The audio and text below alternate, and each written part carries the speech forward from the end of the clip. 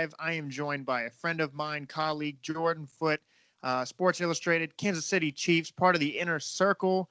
And I am officially having Jordan a part of the NFL special once a week of the Max Van Auken Podcast. I'm talking so much basketball, a lot of MMA. We were so draft heavy, and of course, just NBA college heavy. I'm like, man, I need some NFL.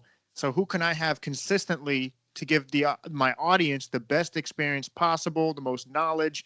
And Jordan, you stood out to me, and I'm going to be able to learn so much from you. And I was like, do I wait until next season? But my whole thing is, why wait? So now we can finish this season. We can finish off this season now, heading into the postseason, and then we'll get a good routine going into next season. Definitely want to do this from the start. So Jordan, I know that was a long intro. Thank you for joining me. Yeah, Max, man, thanks for having me. As soon as you reached out to me about this idea, I was stoked for it. So I think it's going to be a lot of fun. Oh, yeah. So before I want to do like our picks for this week, but before we get into this picks, I'm like, man, I really want to pick your brain on some big topics. So the first, I'm going to dive right into it here, waste no time. It's like Mike Tyson. We're just going to go straight for the knockout. My first thing is Miami. So I was always a Tua guy. But one thing that's always concerned me is you don't know how people are going to respond to injuries. We can always speculate. We can always, okay, hey, this guy is high character. You know he's going to do the proper rehab. You know he has his head on his shoulders right. So you can like guess certain things. But at the end of the day, we really don't know until we see it. So one thing that I think Miami is doing, and I know you are big on Brian Flores, one of the biggest, most successful disciples from Bill Belichick. A lot of his disciples aren't successful. He has proven to be pretty good, and I think he is really good. Do you feel that Miami is thinking to themselves, we don't really know yet with Tua? So Fitzmagic had his rhythm, but you know what? Let's play him now because in case we see some things that are red flags and we don't like, this is a very heavy quarterback draft. I mean, you got Trevor Lawrence. You got some of the best guys. Not that they're projected to get him, but do you think that was probably in the back of their mind, hey, if we play him and we're like, oh, my God, he's not who we thought, this is out of all drafts, this is the draft that you draft a quarterback? No, man, I think that originally they didn't expect to be this good. I think that they figured this would be like a gap year or whatever. And right. I mean, sure, you want to figure out like what you can like have with Tua, of course, like to see if he's your guy, because they drafted him to be the guy for the next 10, 15 years if he can stay healthy. So, I mean, they've done well with Fitzpatrick. They've done well with Tua. They play like two different games. I think that Fitzmagic is like controlled chaos almost. Like it's pretty fun. He's a little more reckless. Tua, his numbers haven't been great, but they just play really good defense. Flores is a great coach. So I think that they really wanted to like see what type of team they could build around Tua for the playoff run, because I think they're going to sneak in and make a wild card spot. They're 7-5 now or 8-4, whatever their record is. So yeah, I think they're going to be a pretty good team. This year, I think they'll make the playoffs and not win a game, but going forward, you'd like to have Tua as your guy, I think. One thing that I really like, Jordan, is that they have a direction. Like even last season, were they good? No. But we were like, oh, wow, they play really hard and they respect Brian Flores. Like you saw a direction. There's a lot of teams that aren't good but don't have a direction. And so now that they built that culture, they have the direction. Now you have the quarterback. Like you said, if they could be a wild card, like the Dolphins have a future now. Like you actually have that has to be a good feeling for Dolphin fans. I want to transition into the Pittsburgh Steelers. So they're undefeated, of course. Everyone's like, oh, are they going to go for undefeated during the season? Could that distract them when they go to the postseason? I'm not saying this as a bold take or to get clicks. I'm not sold on the Pittsburgh Steelers. I think I'm not buying their record. They did not. They had a last place schedule. They have health concerns. First place schedule, excuse me. They barely beat Baltimore without Lamar Jackson. I'm not impressed with the Steelers, but I know people will see that 11-0 record and be like, oh man, this team's legit. I'm not sold on Pittsburgh. Are you? There's a saying that like you are what your record says you are, and people will say that the Steelers are like fantastic or whatever. They're not an 11-0 team. Like even if they went 16-0, they're not a historically good team. Like, can they play defense? Yeah. Is Big Ben good enough? Yeah. Can they run the ball when they're healthy? Sure. They have good weapons, but like they lost their. What did they do?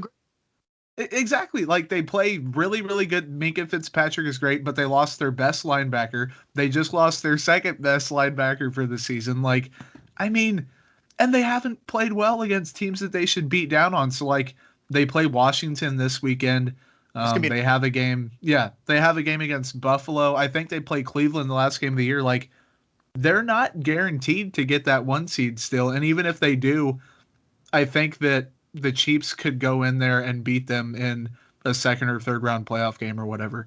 I wouldn't be shocked if the Bills upset them. Like I think the Steelers are finish the regular season, like you said, maybe in historic fashion, but I think the Steelers are going to be upset in this playoffs. Yeah, I can see it. I just don't think that they're that good. Like they have the components of a great team, and Ben can like have great moments, but also he's good for a couple boneheaded plays a game, and in the playoffs, that's going to be turnovers, and it's not going to work out. Right. A couple more things I want to touch on before we get into the picks for this week. The Chicago Bears. I was never sold on Mitchell Trubisky. Out of that draft, they picked him over Deshaun Watson, right? And I was like, what are you thinking? I was a Deshaun Watson guy.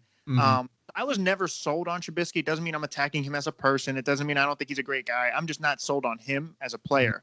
I liked Matt Nagy originally. I think he did a lot of smoke and mirrors for the offense that they had originally, like in the season prior. I'm like, man, he knows how to make something out of nothing. But now, what is their direction? Like, obviously, they got the Foles situation, and then you have Trubisky, and then what does Matt Nagy do? What is we talked about direction earlier with the Dolphins. They have a direction. What is the Bears' direction? Neutral, I guess. I mean, they don't really have one. Like, they started off well this year, but everyone kind of knew that it was like fool's gold and they weren't going to do anything. Then they benched Trubisky when he was 3-0 as a starter for Foles, which didn't make much sense. Like, I like Nick Foles. He's a fine quarterback. He's a great guy. Trubisky's a great guy too, but neither one of them are going to get you big wins in the playoffs. Like, no, I think it was 2018 when they had that great defense and won like 10 games or whatever, and you thought maybe the Bears could be a Super Bowl contender with a good quarterback. Those days are gone. Like, they're not a quarterback away from being a Super Bowl team. So no, I don't know what they do. And Matt Nagy, I'm kind of unimpressed with, because coming out of the Andy Reid tree, he was supposed to be like the offensive genius that could unlock the potential in Trubisky, and he hasn't really done that. He hasn't. Yeah, he has not. That's why I'm just so confused. Transitioning into the two last teams I really want to touch on. You're Kansas City Chiefs, so obviously you deliver a different perspective, writing for Sports Illustrated. So for you, obviously this team is talented. Like, it doesn't take rocket science. I could put my grandma in front of the screen and she's like, oh, wow, that team looks amazing. You have Mahomes throwing 70-yard touchdowns. You have the Travis Kelce. You have the talent. You have the coach. You have the front office. They're just looking historic. So that's not necessarily the bold take, but I would say something that maybe would rub people the wrong way. I'm not saying they're going to be the greatest dynasty ever, but just from an eye test, are they the most dominant team you've seen? Like, just game in and game out. It's like, I've never seen it to the point where even if they're down, we're just not concerned. Even if they can play. They can play down. They can run. They can throw. They're well coached. Is this one of the most dominant teams you've ever seen? Definitely one of. I mean, it's hard to think, like those 07 Patriots when Brady was there. They went 16-0. Like, there have been some really, really good teams. 85 Bears with that defense. The Packers have had some great teams. The Colts with Peyton Manning had some great teams. I mean, the 2011 Packers, when they went to the Super Bowl, or 2010, whatever year it was, there have been some. Yeah. There have been some great ones. The Chiefs are definitely up there because, like, even when they don't play well, they can find ways to win. And, like, usually with teams with high flying passing attacks and stuff like Baltimore, when they get punched in the mouth, they can't do anything about it. Yeah, like, they struggle playing from. Yeah, they do. And the Chiefs, like, they were down 24-0 in the first round against Houston, or the second round, and just completely mollywopped them and hung 54 the rest of the way. Like, I don't know how the biggest way to beat the Chiefs is to hope they beat themselves, which is scary. Yeah, and I'm not the first person to say this, but I've heard a comparison to the not 73-9 Warriors, the KD Warriors, where it's like, it's just, when they're clicking, it's just, they could put up 12 points in like 30 seconds, like a minute. Like, what are you supposed to do? Clay pulling up from 40. You have KD. You have you have Clay. You have Steph. That's what this reminds me of. Where it's just like, at any point they're going to find their stride and it's just game over. Yeah, and it's like, it's inevitable almost. Like, it's going to happen. Even in the Super Bowl, like, San Fran scored and got up 20-10 and like was celebrating and stuff. And I was like, if Mahomes gets a touchdown here on the next drive, the game's over. Like they're gonna come back, and it happens. So I don't know. It's really scary. Yeah, it's like their biggest challenge is themselves, just staying motivated, staying focused. And I think with no Super Bowl hangover, I think we touched about this earlier, our last episode, is that they really didn't have a huge celebration because of everything that happened. So maybe that's really benefit them. Lastly is Seattle. I'm actually really high in Seattle. I've always been a Russell Wilson guy, obviously Pete Carroll. But I feel like they're starting to hit their stride at the right time, and I think that they could beat you in a variety of ways. I wouldn't be surprised if we see Seattle in the Super Bowl. Is that hyperbolic? Are you as high on them as I am? Or what do you see when you see Seattle? Yeah, no, Seattle's my pick to get out of the NFC. Because yeah, originally that defense was really, really bad to start the year, but they're rushing the passer, they're playing better, they're playing smarter. Russ has not been as good as he started off, but those two things have leveled out and they're both really, really good. So this team, Green Bay's defense was suspect. New Orleans, I don't know if the offense can do enough with Breeze, even though the defense is better. So there's 3 teams in the NFC that I could see getting there. And Seattle, I think, has the edge over all 3. So I have the Chiefs, and I also have, originally, this is what I originally said, Jordan Foote joining me. I originally said, I wouldn't be surprised, and I'm not trying to sound like a prisoner in the moment, but a Tampa and a Chiefs in the Super Bowl. But I know people are like, oh my God, you're changing your pick. But it's like, if you're on a flight, wouldn't you want your pilot to change his course if there's a storm? Sure. Sometimes you're just giving new information. So if I were to give my new updated prediction, I'm going with the Chiefs and I'm going with the Seahawks in the Super Bowl, and I'm going to roll with the Chiefs to win it all. Yeah, I think so. Tampa, I kind of saw the hype with them, but also Bruce Arians is known for a downfield passing attack, and Tom Brady at 43, he's really never been that guy. So that's kind of, you have all of his quarterbacks have thrown career high picks under Bruce Arians. Yeah, that first year is hard. That offense is really tough, and then the second and third year, in Arizona with Carson Palmer, he started off horribly, and then he had a career year at 35 or however old he was. So it's a weird offense. I almost wish Jameis would have got another year under it, because I really think that that would have been a huge thing for them. But Brady's obviously an upgrade over Jameis because he's just so smart. He's such a good competitor. He's clutch, all that stuff. But that team they're vulnerable. I think. I don't think Brady can kind of win in shootouts like he used to be able to.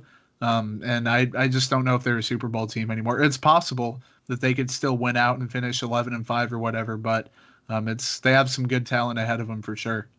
I do think, however, the Tampa is what I thought they would be during the regular season. Yeah. That 10-6 range, maybe 11-5, maybe 9-7, around there is what I kind of saw. So I'm not really shocked with what I'm seeing. But as far as just other teams, like you said, there's just so many other teams that have higher ceilings, in my opinion. So, Jordan, I want to get right into it with you. What are we in week 13 here? Picks. We're going to start off with the first game, and you just tell me, you don't have to go with the lines or the over-unders. Just who do you see winning this Sunday or whatever the case may be. So we have Saints Falcons. I guess we can alternate here. I'm going to go. Actually, you're the guest, man. Saints Falcons. Who do you have winning first? I got the Saints in this one. Even without Breeze, I think that Taysom can do enough. The Falcons are playing better with their interim head coach, but I just don't see them beating the Saints, who I didn't know they had the best record in the NFC. They're quietly having a really, really good year. So I think they're going to keep that going. Okay, we're in agreement there. Giants, Seahawks. My whole family is Giants fans. We're from New York originally. And I believe it or not, I know this team is 4-7. So you don't want to say this has been a successful season, but I'm actually pretty happy with what I've been seeing from the Giants. I think they're at least having a direction now. I know a lot more people are sold on Daniel Jones. I still want to see more. But I kind of like what the Giants are doing. But all that being said, I'm not going to overthink this one. I'm going with Seattle, Russell, off of everything we said earlier. Yeah, no, that's a no-brainer, really. Daniel Jones has played better, but they can't keep up with the Seahawks. There's no way. Right. Now we go Eagles, Packers. Packers at home. Who are you taking? I got to go with the Packers. Carson Wentz, admittedly, I was a guy who back in 2017, like I drank the whole pitcher of Kool-Aid on Carson Wentz. Like I thought he was going to be an elite quarterback. And this year I thought he was going to do better. And he's like a bottom 5 quarterback in the league. So I think that division's pretty much locked up. Like I think the Giants can't keep up. I think Dallas, their goose is cooked. I really think Washington will pull away over the next few weeks, but I got to go with Green Bay because they're just way too talented to not beat the Eagles. Right. Now, let me write this down before I get. So far, we are all in agreement. We got the Saints, Seahawks. I have the Packers as well for everything you just said. Transitioning to the Patriots and the Chargers. This one's interesting to me because Bill is 20-5 against rookie quarterbacks. So we know he's notorious at giving rookie quarterbacks issues. And I love Herbert. He's 7-0 in the last 5 years against rookie quarterbacks. And the Chargers have no defense right now without Derwin James. I mean, obviously they're regressing a little bit. Chargers can't stop the run. So I'm going to go with the Pats here and Bill Belichick just running the football and giving the rookie quarterback a nightmare. Yeah, I'm going to go with them too. So we're in agreement again. I mean, they're also barely hanging on for contention of a playoff spot. Like, do I think New England's going to get there? No. But if they can get back to 500, then it's really a 4-game season and they can finish strong. So the Chargers, like, are the kings of finding new ways to lose every week. And I think this week it's going to be a thing where, like, with Cam, they've had like 4 like game-ending drives that have ended in a different way. So I think that this game won't come down to that, and I think the Pats will finally get back to that 6-6 mark. All right, so far we're all in agreement. So that leads us to Washington versus Pittsburgh. I think this is an ugly game. Who do you have winning?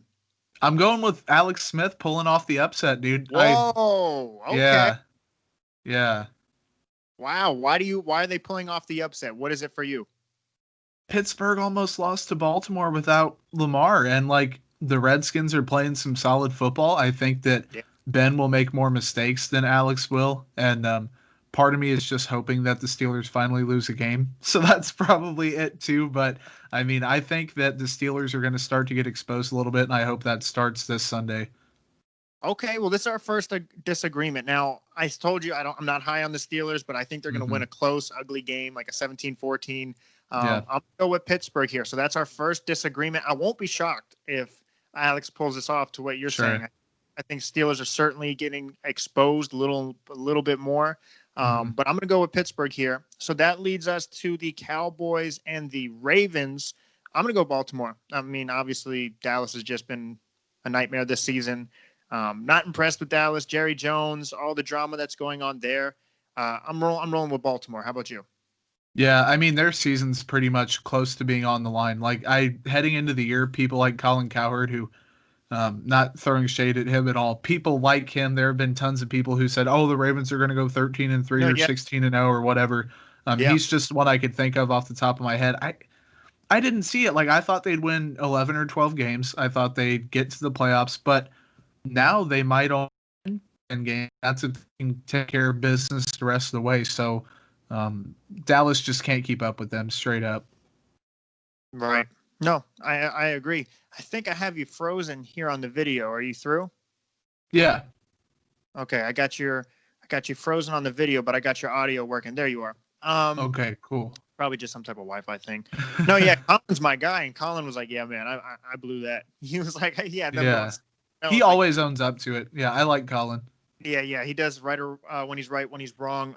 So now we're with Bengals and the Dolphins. We just talked about the sense of direction. One thing that I'm so upset with is Joe Burrow's injury. It's like another example of having really elite talent up and coming, showing tons of promise, but you have a franchise who can't protect them. And you just can't protect your quarterback. And if you can't protect your quarterback, that's one of the worst things you can do in the league. So I'm going to roll with the Dolphins. How about you? Yeah, you got to. I mean, I'm going to be honest, and I watch a ton of football. I can't even name the kid who's playing for the Bengals right now. Like, as soon as Burrow got hurt, I stopped watching. So I'm going to go with the Finns because if they want to make the playoffs, you have to be able to beat bad teams. So they should win this one pretty easily. Okay. Browns Titans. I definitely have some opinions on this game. I think this game is huge for Baker Mayfield and the Browns. Who are you taking and why? I'm going to go with the Titans winning, but I think that it all comes down to Baker because Tennessee's going to know that Cleveland's going to run the heck out of the ball.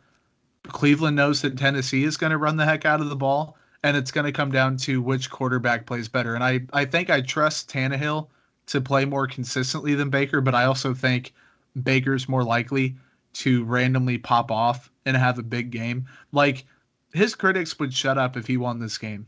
Like, this is absolutely huge because the past 4 games he hasn't had to do much. They're a team that, like, they can make the playoffs, but once they get there, I don't think they can really do anything. But if they can beat the Titans, then they could shock some people. So I'm going to roll with Tennessee, but I think it could go either way. Okay. Long story short, I'm in agreement with you. I'm not the biggest Baker guy, but like you said, to your point, there's certain throws, certain plays he makes in the game. Like, okay, yeah, that's why people did pick him number 1. Like, shows flashes of insane accuracy. But credit to Stefanski. I always have trouble saying his name, Stefanski, because I really think he recognized what their identity was early. Yes. And was like, okay, we need to run it. But here's the thing: the Titans have no pass rush. The Titans are the worst, I believe, in the league at third downs with their defense. So I really think this is a game for Baker to take over. And if he doesn't, this is a really big thing, a big deal for him. And if he does, to your point, it's going to shut a lot of people up. But all that being said, I do think the Titans still win this game. I'm not wishing anything bad upon Baker. I just have a feeling this is going to be a make or break for him. Yeah, I think so too. And like, I made a thread before the season started on Twitter about Stefanski needs to know his quarterback. Like, Baker has a lot of flaws, and he's in year 3. I feel like you cannot be accurate, be a one-read quarterback. You can't blah, blah, blah. Like, he's really inconsistent. He kind of reminds me of Drew Lock a little bit in Denver, like, where he's just a guy who shows flashes of he'll make a huge player lead a comeback, and then he'll go out and throw 3 picks the next game. Like, it's just really inconsistent. So I like Baker. I think that he has the potential to be the guy. Do I think he'll become the guy? I'm not sure about that, but this Sunday is going to prove what he's made of, I think. Stefanski could be a coach of the year candidate, for sure, for me, because I really like what he's done. But couldn't agree more. So now we have the Colts and the Texans. I am a Deshaun Watson guy, but I'm going to roll with the Colts this game. How about you? Yeah, I'm rolling with them because they're another team. I think they're 7-4, and they're coming off a big loss to Tennessee, so they really need to have a get-right game. And I think that, Watson's going to get his no matter what, so it's going to come down to whether Phillip Rivers can do enough to keep up with them, and I trust that defense way more than I trust Houston's right now. Right. Okay, let's go right into the Jags-Vikings. Who wins and why, Jordan? I guess Minnesota. Like, I'm definitely not going to watch this game. Minnesota is kind of underwhelming this year. Like, I think they're a team that everyone pencils in for 10-6 in a wild card spot, like, every year with Kirk Cousins. And I think they're 5-6 or something like that this year, just kind of middle of the pack. So, poor Jacksonville. Just all I have to say is poor Jacksonville. Yeah, no, I agree. Yeah, I'm going to take Minnesota as well. That leads us to the Lions and the Bears. We talked about a sense of direction. What is going on in Chicago? What is going on in Detroit? So you have Matt Stafford who puts stats, but you get rid of Matt Patricia. I put this on Twitter and you agreed. It was like, I just wasn't sold on Matt Patricia. I really wasn't. Colin always makes a joke about he had a pencil behind his ear with a laminated sheet. He was like, that's the first time. No, it's not. So I just was never sold on Patricia. So this game for me is just a battle of direction, and I don't really even know who to pick here. I think it's a toss-up. I'm just going to pick Stafford. I think he's just going to ball out, and I have more faith in Stafford than I do in Trubisky. How about you? Yeah, no, literally. Like, I just trust Stafford to put up better numbers than Trubisky and win the game. Like, whoever wins this game is going to get maybe a worse draft spot. Like, I don't know if this is like a tank type game or what, but Stafford's a good quarterback. And I kind of feel bad for him that he's had to put up with Patricia. The thing, like, Jim Caldwell was fine. Like, he wasn't a great coach, but he wasn't a horrible one. They got a guy who sucks. Like, Patricia was horrible. I just don't get that at all. Yeah, and especially when you need a sense of direction, you need leadership, like, at its finest. Yeah. Like, yeah, this is not what it should be. Sorry, Rashad. I know you're a Detroit guy, but we just got to call it how it is. We're gonna go Raiders, Jets. I'm really impressed with John Gruden. I know that they've had a couple hiccups this season. There's some games that you just scratch your head with, but I'm impressed with John. I think he's another Coach of the Year candidate. So obviously we know what the Jets are like this season. I'm gonna roll with the Raiders. How about you? Yeah, gotta go with the Raiders. They're coming off a couple suspect games. They had that battle against the Chiefs last week, got just demolished by the Falcons. So if they lose again, they're going to be 500. And I don't think the Jets are going to get their first win against a team like that. They're a good team. Like, Gruden is a really good coach. Derek Carr has had a really good season overall. So they're going to get back in the playoff picture. They got to pick up a win. Yes, sir. So now that leads us to the Rams and the Cardinals. I'm very excited for this game. Who do you have winning and why? I'm going to lean with the Cardinals, I think. I mean, the Rams are like a more consistent team, I think, but if Kyler is healthy, which, I mean, he seems to be healthy, his shoulder isn't bothering him all that much, he's too dynamic. Like, that kid is the real deal. He's going to be a potential MVP candidate. Had he not gotten hurt, I think this year he'd be playing a little bit better and would be back in that convo, so I got to go with them. This is going to be our second disagreement. So I am a huge Kyler Murray guy. I love Kyler Murray, but there's a couple things that stood out to me. So McVay is 6-0 against the Cardinals, and sometimes teams just, you have their number. Like, Shanahan has McVay's number. Like, the 49ers are always beating the Rams. Has Goff had his struggles? Absolutely.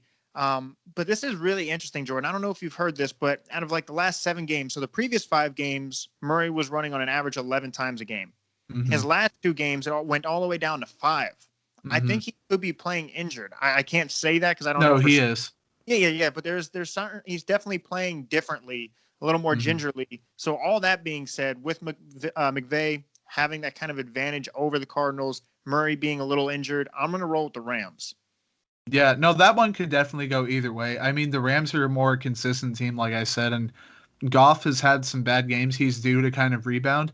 And Kyler, like you mentioned, he's playing hurt with that. He is kind of trying to protect himself a little bit and compensate. So that one is going to be a really fun game. I'm excited to watch it. Yeah, he's always Showtime. That's one thing, win or lose, Showtime. So that's going to lead us down to the last 2 here, Jordan. We have Broncos. We have the Chiefs. You're Kansas City Chiefs. It's only right. Who do you have and why? I got to go with the Chiefs. I mean, Drew Lock has thrown 1 touchdown against the Chiefs, and it was a pick 6 to the other team. So, I mean, he doesn't do well against them. The Chiefs are a team that they can't afford to lose games to bad teams like that, especially when they're chasing Pittsburgh. It's Sunday night. It's at Arrowhead Stadium, primetime game. So I think it's going to be a blowout. I agree. Yeah. We all know how great the Chiefs are. Lastly, we have the Bills. We have the 49ers. I do like the Bills. They're 8-3 this season. Josh Allen, we know he has a cannon. I'm going to roll with the 49ers because I don't think the Bills, they don't have the best rushing defense. And I'm a huge fan of Shanahan. So I'm going to roll with the 49ers. I wouldn't be shocked if I'm wrong here, but I don't know. My gut is just telling me it's one of those gut picks. I'm going to roll 49ers here. I'm going to go with Buffalo, but I do think it's going to be close. I mean, San Fran is like somehow flirting with 500 right now after all the injuries they've had to the entire defense, Garoppolo, Kittle. Like, Shanahan's a really, really, really good coach. Like, he got them to the Super Bowl with Garoppolo, who I think is just like an average quarterback. He's just there. I mean, Nick Mullins, they're getting wins with him. I mean, that team is pretty solid, so I could see it going either way. But I think Buffalo needs it more just because they're trying to keep pace and keep that division lead. But it could go either way, pretty close. Jordan Foote, Sports Illustrated, Kansas City Chiefs, the Inner Circle, our first NFL edition episode. This was fantastic. We only have 3 disagreements here. So you're rolling with the Bills, the Cardinals, and Washington. And then for the Cardinals, I'm going to take the Rams. I'm taking the 49ers, and then I'm taking the Steelers. So we only have 3 disagreements. That's not too many. It's going to be interesting to see how that plays out, Jordan. Thank you for your time, man. Yeah, man. Thanks for having me on, Max. I'm excited to keep doing this, bud. I'm about to say, you're not going to get tired of me? No, not at all, man. This was great, dude. All right. So where can people find you? Your Instagram, you're really big on Twitter. So where can they find you? Where can they see some of your work? The floor is yours. You can just look up Jordan Foote on Twitter. My Twitter handle's the best foot forward. I'm in the process of trying to change it because it's just such a long, annoying thing. It's catchy. So no, it is catchy. My editor for the Chiefs is trying to like get me to change it, so I'm giving in to peer pressure probably pretty soon. But JFoot on Instagram. Yes, no, it's good peer pressure.